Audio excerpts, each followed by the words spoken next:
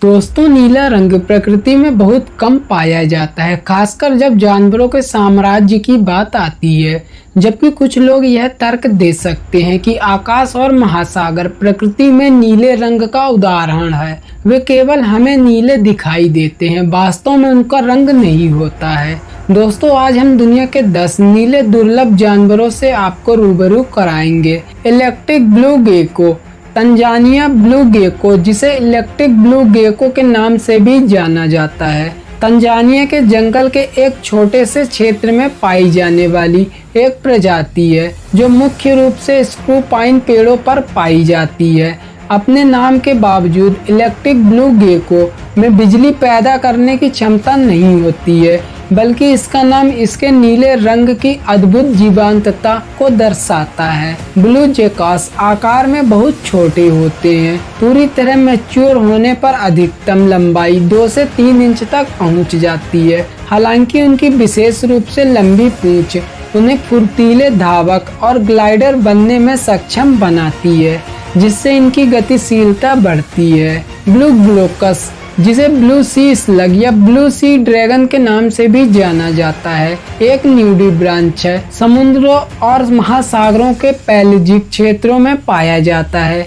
अपने छोटे आकार के बावजूद नीले ग्लोकस न्यूडिब्रांच में शक्तिशाली जहर होता है। यह इस जहर का उपयोग अन्य शिकार का शिकार करने और संभावित शिकारियों से खुद को बचाने के लिए करते हैं। IUCN द्वारा लुप्त प्राय के रूप में सूचीबद्ध कर दिया गया। इस तैरते ब्लू जानवर के अस्तित्व को सुनिश्चित करने के लिए इसकी सुरक्षा और संरक्षण के लिए प्रयास किए जा रहे हैं। ब्लू मार्फो बटरफ्लाई, यह विशेष रूप से मध्य और दक्षिण अमेरिका के उष्णकटिबंधीय वर्षा वनों और सवाना में पाई जाती है। विशेष रूप से ब्राजील के अमेजन वन और सेराडो सवाना में 5 से 8 इंच के प्रभावशाली पंखों के साथ यह मार्फो जीनस में सबसे बड़ी तितली होने का गौरव रखती है, जिसमें 30 से अधिक प्रजातियां शामिल हैं। वास्तव में इसे दुनिया की सभी प्रजातियों में सबसे बड़ी तितलियों में से एक माना जाता है।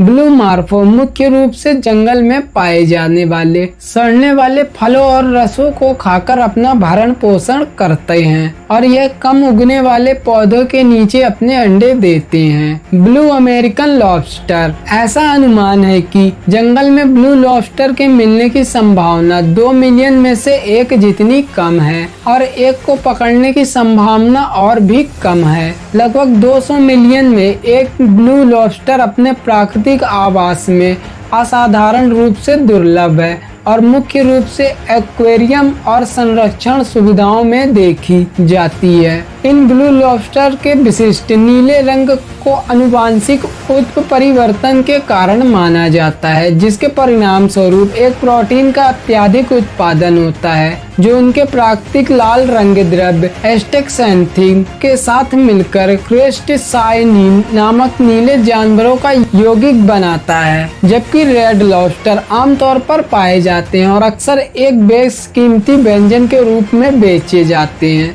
ब्लू लॉबस्टर जो जीवित पकड़े जाते हैं उन्हें आमतौर पर या तो एक्वेरियम में रखा जाता है या उनकी दुर्लभ स्थिति के कारण वापस समुद्र में छोड़ दिया जाता है। स्पिक्स मकाओ, जिसका नाम जर्मन प्रगतिवादी जोहान बैप्टिस्ट वॉन स्पिक्स के नाम पर रखा गया है, जिन्होंने 1819 में इसकी खोज की थी, जो सबसे दुर्लभ मकाओ प्रजाति होने का खिताब प्राप्त है। केवल 200 से अधिक की आबादी शेष रहने पर इसे IUCN द्वारा गंभीर रूप से लुप्त प्राय के रूप में वर्गीकृत किया गया है। ब्राजील के उष्णकटिबंधीय जंगलों से उत्पन्न यह मकाओ प्रजाति का एक आकर्षक नीले रंग का पक्षी है। ये पक्षी आमतौर पर छोटे परिवार समूह बनाते हैं और एक साथ भोजन करते हैं, फल और बीज खाते हैं। पूरी तरह से विकसित होने पर इनकी लंबाई 56 सेंटीमीटर और वजन 320 ग्राम तक हो सकता है और इनका जीवन काल 25 से 40 वर्ष तक होता है। ब्लू इगुआना, जिसे ग्रैंड कैनियन रॉक इगुआना भी कहा जाता है, एक छिपकली है जो केवल ग्रैंड कैमन द्वीप पर पाई जाती है। यह लंबाई में 150 सेंटीमीटर मीटर तक बढ़ सकता है और इसका वजन 15 किलोग्राम तक हो सकता है। हालांकि इसके आकार के बावजूद ब्लू इगुआना कुत्तों और जंगली बिल्लियों जैसे शिकारियों के लिए असुरक्षित रहता है, जो शिकार के रूप में इसका शिकार करते हैं। ये इगुआना तराई के घास के मैदानों को पसंद करते हैं जो जल स्रोत के करीब होते हैं,